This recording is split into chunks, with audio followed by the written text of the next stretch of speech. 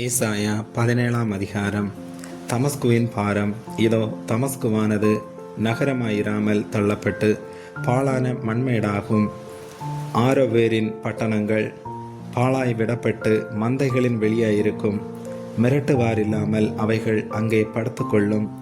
அரண் எப்பிராயிமையும் இராஜாங்கம் தமஸ்குவையும் விட்டொழியும்.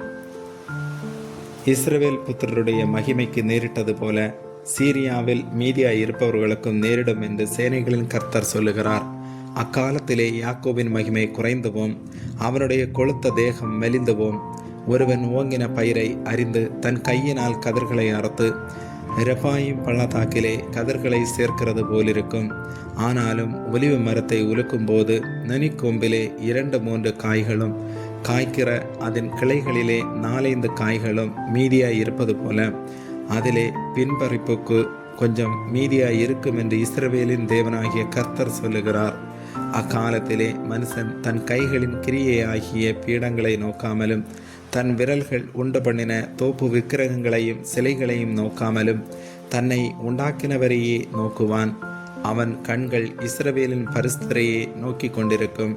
அக்காலத்திலே அவர்களுடைய அரணான பட்டணங்கள் இஸ்ரவேல் புத்திரருக்கு மீதியாய் வைக்கப்பட்ட தலையை போலவும் நுனிக்கொம்பை போலவுமாகி பாழாய் கிடக்கும். உன் பலமாகிய கண்மலையை நீ நினையாமல் உன் இரட்சிப்பாகிய தேவனை மறந்தாய். ஆதலால் நீ நேர்த்தியான நாற்றுகளை நட்டாலும் அந்நிய தேசத்து கன்றுகளை வைத்தாலும் பகற்காலத்திலே உன் நாற்றை வளரவும் விடியற்காலத்திலே உன் விதையை முளைக்கவும் பண்ணினாலும் பலனை சேர்க்கும் நாளிலே துக்கமும் கடும் வேதனையுமே உங்கள் அற்பாயிருக்கும். ஐயோ, கடல்கள் கொந்தளிக்கிறது போல கொந்தளிக்கிற அநேக ஜனங்களின் திரளும் பலத்த தண்ணீர்கள் இறைகிறது போல இறைகிற ஜன கூட்டங்களின் அமளியும் உண்டாயிருக்கிறது. ஜன கூட்டங்கள் திரளான தண்ணீர்கள் இறைகிறது போல இறைந்தாலும் அவர்களை அவர் அதட்டுவார். அவர்கள் தூரமாய் ஓடிப்போவார்கள். மலைகளிலே காற்றினால் பற்கடிக்கிற பதரை போலவும் சுழல் காற்றிலே அகப்பட்ட துரும்பை போலவும் துரத்தப்படுவார்கள்.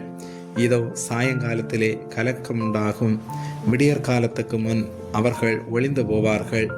இதுவே நம்மை கொள்ளையாடுகிறவர்களின் பங்கும் நம்மை சூறையாடுகிறவர்களின் வீதவுமாயிருக்கும்.